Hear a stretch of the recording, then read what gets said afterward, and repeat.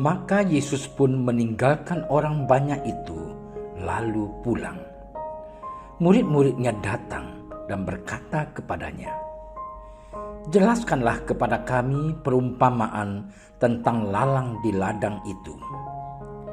Ia menjawab, katanya, "Orang yang menaburkan benih baik ialah Anak Manusia. Ladang ialah dunia. Benih yang baik itu anak-anak kerajaan, dan lalang anak-anak si jahat. Musuh yang menaburkan benih lalang ialah iblis. Waktu menuai ialah akhir zaman, dan para penuai itu malaikat.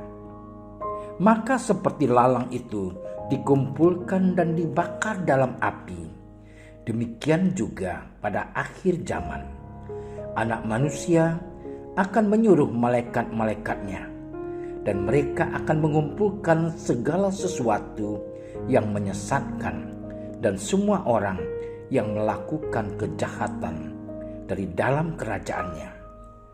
Semuanya akan dicampakkan ke dalam dapur api. Di sanalah akan terdapat ratapan dan kertakan gigi. Pada waktu itulah orang-orang benar akan bercahaya seperti matahari dalam kerajaan Bapa mereka. Siapa yang bertelinga, hendaklah ia mendengar.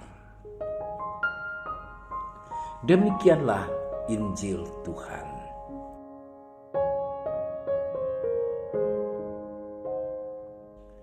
Saudara-saudari yang terkasih, dalam kehidupan sehari-hari kita temui dan kita lihat orang-orang yang dengan rela tanpa maksud tersembunyi melakukan amal kasih bagi sesama. Di dalam lingkup gereja pun demikian. Ada umat yang membantu sesamanya yang miskin, menderita, dan lanjut usia.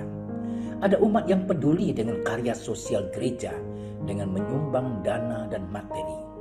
Selain itu, karena merasa tidak memiliki harta, ada umat yang peduli dengan mengorbankan waktu dan tenaganya untuk gereja dan karya-karya sosialnya.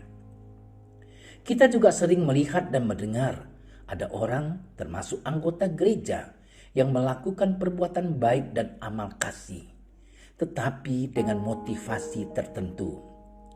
Mereka membantu sesama yang lemah supaya dipandang baik, mengharapkan imbalan atau pujian. Ada yang membantu sesama dengan tujuan politis. Bahkan ada orang yang membantu sesama dan lembaga agama hanya untuk menutupi kebusukannya karena uang yang disumbangkannya dari hasil korupsi. Saudara-saudariku yang terkasih, kebanyakan orang memahami melakukan perbuatan baik di dunia sebagai tabungan untuk mendapatkan pahala di surga. Pemahaman itu tidaklah salah. Perbuatan baik dan amal kasih seharusnya menjadi sarana dan bentuk nyata dalam memahami hukum kasih Allah. Injil hari ini mengisahkan tentang para murid yang gagal memahami perumpamaan yang disampaikan Tuhan Yesus kepada mereka. Yesus menegaskan bahwa Dia sendirilah Putra Allah, Anak Manusia yang diutus Bapa untuk memberikan keselamatan bagi manusia. Tuhan Yesus hadir di dunia ini untuk mengundang manusia masuk dan tinggal bersama Dia di dalam kerajaan Allah. Sabda yang diwartakannya adalah undangan bagi manusia untuk semakin memahami ajaran kasih-Nya. Dengan memahami isi sabda yang diwartakan Tuhan Yesus dan menjadikannya bagian dari hidup, maka manusia pun turut ambil bagian dalam pewartaan kerajaan Allah. Namun, belum semua orang mau mendengar dan menjawab undangan tersebut. Saudara-saudariku yang terkasih, kita anggota komunitas gereja adalah orang-orang yang beruntung karena telah menjawab undangan Tuhan tersebut. Kita telah menjawab dan menerima hukum kasih dari Allah itu. Akan tetapi seringkali langkah kita baru sebatas menjawab, belum sampai pada tahap pelaksanaan. Kita sudah membaca dan merenungkan kitab suci. Kita sudah mendengar renungan atau khotbah dari mimbar gereja atau dari media sosial atau bacaan rohani. Kita menyatakan setuju dengan semua isinya, tetapi seringkali masih berhenti sampai sebatas mendengarkan dan menyetujui. Kita belum sampai pada tahap pelaksanaannya. Hukum kasih yang dimaksud yakni bersedia berbuat amal. Amal kasih dengan mewujudkannya dengan membantu sesama tanpa mengharapkan balas apapun. Hukum kasih tidak cukup diterima dengan pernyataan ya dan ucapan kata-kata. Hukum kasih yang sebenarnya nyata dalam perbuatan. Oleh sebab itu, setiap perbuatan yang kita lakukan adalah semata-mata karena berkat bantuan Roh Allah yang bekerja di dalam diri kita.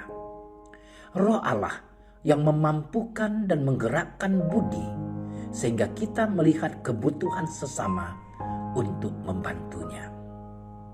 Allah senantiasa memberdayakan Roh-Nya yang kudus dalam diri kita agar hidup dan berbuah. Semakin kita mengerti kasih Allah, kita semakin dimampukan untuk melakukan kebaikan atas nama Allah. Saudara-saudariku yang terkasih, marilah kita bertanya pada diri kita masing-masing. Sudahkah saya sungguh-sungguh menjawab dan melaksanakan hukum kasih itu?